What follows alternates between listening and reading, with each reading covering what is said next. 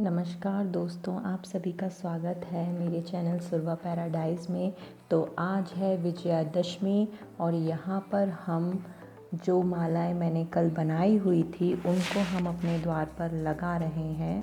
आप सभी को हमारे परिवार की तरफ से विजयादशमी की बहुत बहुत शुभकामनाएं। तो फाइनली मेन डोर पे तोरण जो है वो लग गया है। आप सब कमेंट करके ज़रूर बताएं कि मेरा मेन डोर कैसा लग रहा है। और ये रही नीवा जो धीरे धीरे मेरे मेन डोर पे बनी हुई रंगोली को मिटा रही है। यहाँ पर हमने सिर्फ एक ही माला लगाई हुई है और ये मेरी ड्राई बालकनी में क्योंकि एक फूल की माला बच गई थी, हमने वहाँ पर भी लगा दी। और ये रहा हमारा मंदिर वाला रूम। यहाँ पे हमने द्वार पर भी लगाई हुई है और माता को भी फूलों की माला चढ़ाई हुई है। दशहरे पर माँ को विदाई देने के बाद मैं यहाँ पर अपने अपराजिता के पेड़ की पूजा कर रही हूँ, क्योंकि ऐसी मान्यता है कि दशहरे के दिन शमी वृक्ष की पूजा और अपराजिता की पूजा की जाती है। तो मेरे पास अपराजिता है तो मैं उनके ही पूजन कर रही हूँ। अपराजिता को बहुत से नामों से बुलाया जाता है। इसको नीलकांता भी कहा जाता है और शंख पुष्पी भी कहा जाता है।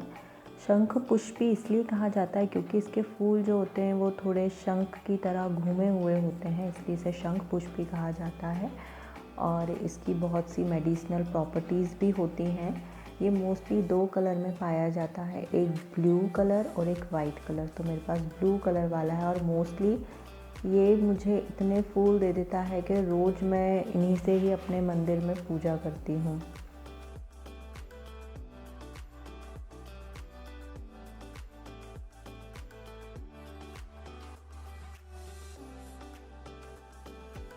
अपराजिता की पूजा मैंने कर ली है और अब मैं तैयारी कर रही हूँ नीचे जाकर वाहन पूजा करने की।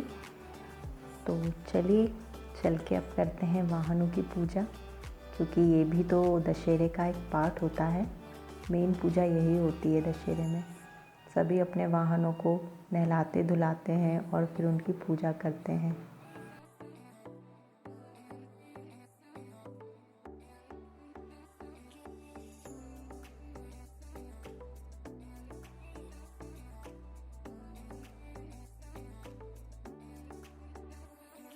तो वाहन पूजा स्टार्ट होगी सबसे बड़े वाहन से लेके सबसे छोटे वाहन तक।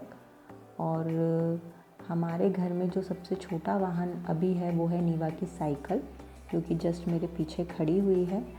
यहाँ पर नीवा मुझे कॉपी कर रही थी। जैसे जैसे मैं यहाँ पर ओम, त्रिशूल और सातियाँ बना रही हूँ, वो भी ट्राई कर रही है बनाने का।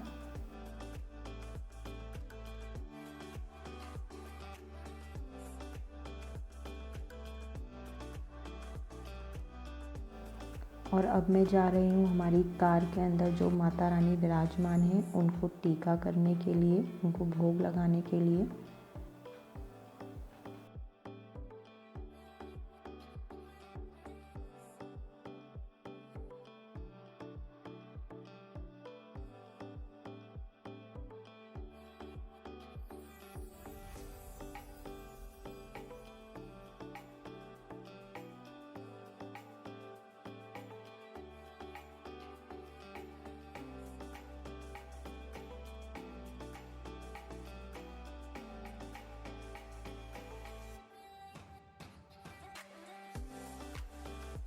और ये रही हमारी नीवा की छोटी सी साइकिल।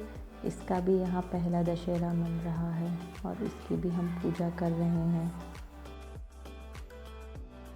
वाहन पूजा में जो है हम वाहनों को तिलक करते हैं, दीप धूप करते हैं, नारियल उतारते हैं, जल उतारते हैं और नींबू भी हम गाड़ी के टायर के नीचे रख देते हैं और फिर गाड़ी हम उसके ऊपर से निकालते हैं।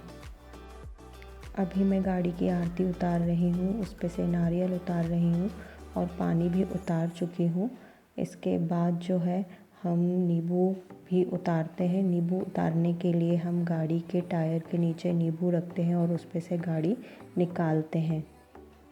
आप यहाँ देख सकते हैं कि मेरी गाड़ी के नीचे एक नींबू लगा हुआ है और इस पे से मैंने गाड़ी को निकाल दिया है। अब मैं गाड़ी जो है वापस जहाँ हम पार्क करते हैं वहाँ पर लगा दूँगी। मेरे साथ नीवा फर्स्ट टाइम राइड ले रही है, इसलिए गौरव थोड़ा सा डर रहे थे कि मैं उसे अच्छे से हैंडल कर पाऊँगी कि नहीं।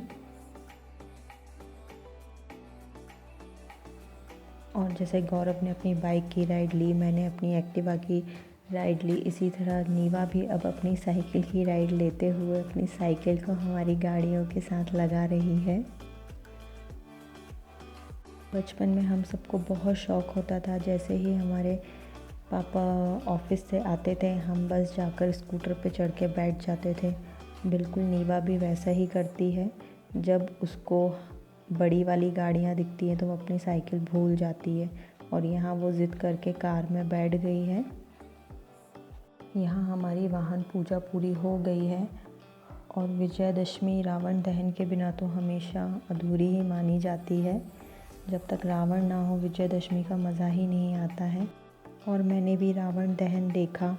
भोपाल में मेरे भतीजे ने अपने हाथ से रावण बनाया था और उसका दहन किया था, तो आप लोग भी देखिए एक मज़ेदार रावण। यहाँ पर मेरा भतीजा प्रतीक जो है वो रावण दहन कर रहा है, पर जैसे कि बच्चे छोटे होते हैं और इतनी बड़ी जिम्मेदारियाँ नहीं ले पाते, तो उनसे भी रावण जो है वो ठीक तरीके से जल नहीं पा रहा था, इसलिए मेरे पापा को बीच में आना पड़ा और फिर मेरे पापा जो हैं वो राम भगवान बने। देखिए आप मेरे पापा को रावण दहन करते हुए। जब मैं ये क्लिप देख रही थी तो मुझे बहुत ही मज़ा आ रहा था और हम सोच रहे थे कि यार रावण तो जल ही नहीं रहा है, जल ही नहीं रहा है। फिर कुछ देर बाद रावण ने आग पकड़ी और रावण धू धू करके जलने लगा। देखिए कैसे धुआं उठ रहा है और सडनली एक धमाका होता है और रावण के चीथड़े उड़ गए। यहाँ तो हम भी शौक हो गए कि रावण सच में इतना भयंकर जला है। अगर आप लोगों को भी रावण दहन में मज़ा आया हो तो कमेंट करके ज़रूर बताइएगा, मुझे तो बहुत मज़ा आया। और हाँ, मेरे चैनल को सब्सक्राइब, लाइक और शेयर करना बिल्कुल भी मत भूलिएगा। Thanks for watching.